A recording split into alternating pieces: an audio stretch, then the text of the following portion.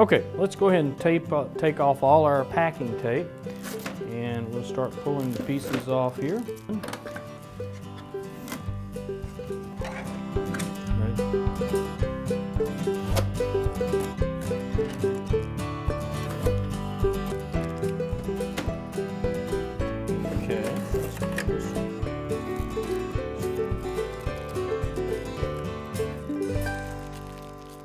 Next, we're ready to install the inks in our printer. You'll note we've got a ink minder plate on here.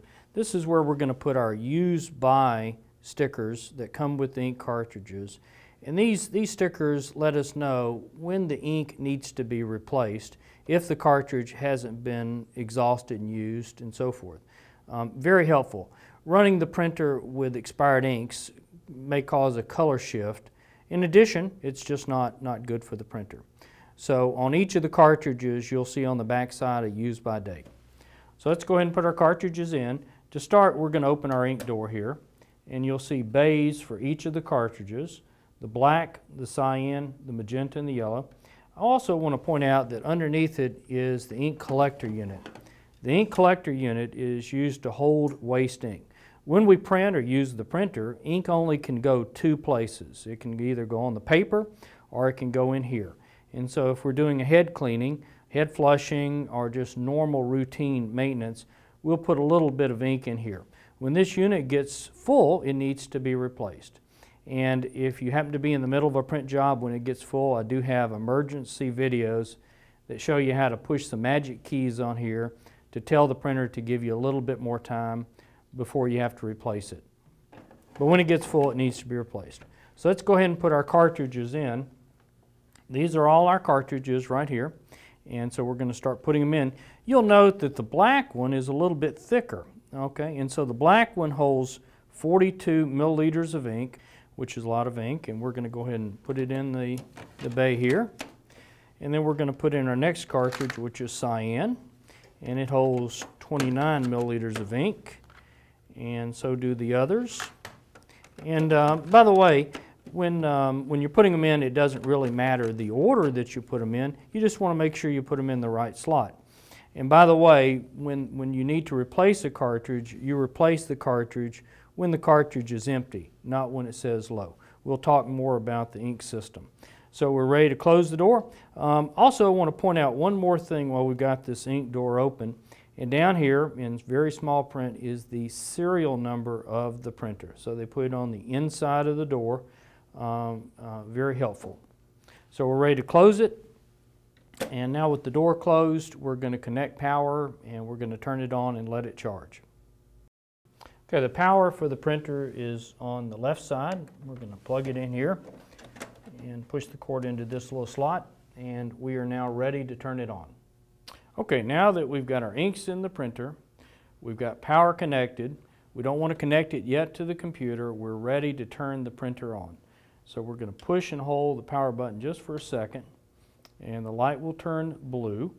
And then in a minute, we're going to see a message, and it's going to say initializing. Then it will give us a message of how long it will take to charge the printer.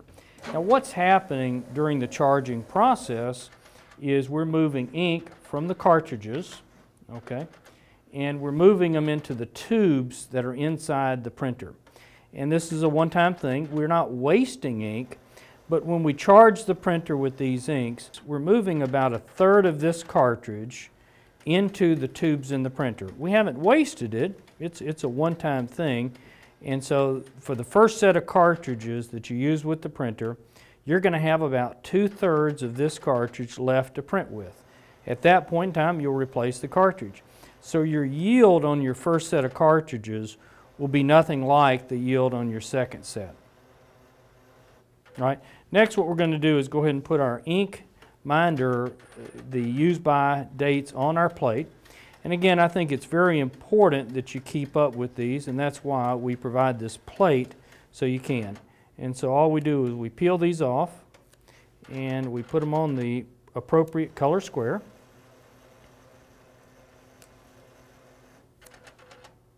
And again, it's just your reminder to keep up with what are the dates on the inks that are in the printer. and these will be inside the bag with the cartridge. Now you can also get the ink minder plate at no charge for your other Ricoh printers that you may have, and so I think it's a very great way to keep up with the dates and to extend the life of the printer. So during this charging process, I want to talk just a little bit about the ink system in the Ricoh because it is very impressive. Inside this shell is a bag, and that bag is of course what holds ink. The ink comes out of this little tube right here, and it's fed into the printer. In addition, there's a chip here. This chip tells the printer what's inside the cartridge, and it tells it also how much ink is left. This chip information is what's displayed on the front panel here, kind of stuff. So what happens with this printer, unlike say an Epson printer, is this printer will continue to pull ink out of this cartridge until the bag inside the cartridge is completely flat and there is no more ink into it. When that happens, the printer trips a vacuum sensor inside the printer to let the printer know that this cartridge is now really empty. Where other printers like Epson's, you'll always have some remaining ink inside the cartridge instead of going to zero. So at that point in time, it sends a kill signal to this chip to say this cartridge is empty and needs to get replaced. So I recommend that you not replace cartridges early, except for one reason, and that is if the cartridge has reached its use-by date, and then it should be replaced. But otherwise, you don't replace a cartridge until the printer actually stops printing and says, hey, there's no more ink in it. And I think that's an incredible feature because you're getting every drop of your money out of this cartridge. In addition, let me reiterate that in addition, let me reiterate that this ink is highly efficient because it's a concentrate, because it's like a gel. That's what really makes these printers so cost-effective to operating. In the old days, compared to an Epson printer, the Ricoh printers probably have an operating cost of about half of, say, an Epson desktop printer. So we're going to let it go ahead and finish charging, and then we're going to continue our setup. Now that we're finished loading the printer, we're at a ready state, and you could look at the relative levels of the inks here with the little bar graphs. This last one is the remaining capacity for the ink collector unit that I told you about earlier, and the lack of bars is good. So that shows you lots of remaining space. When there's all bars here, that means we're getting close to filling up the ink collector unit. And again, you shouldn't have to replace the ink collector unit, but maybe once a year, something like that.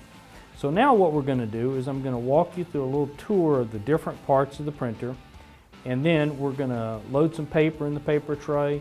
I'm going to show you how to run some things through the front panel, some tests and so forth, and then we'll hook it up to my laptop.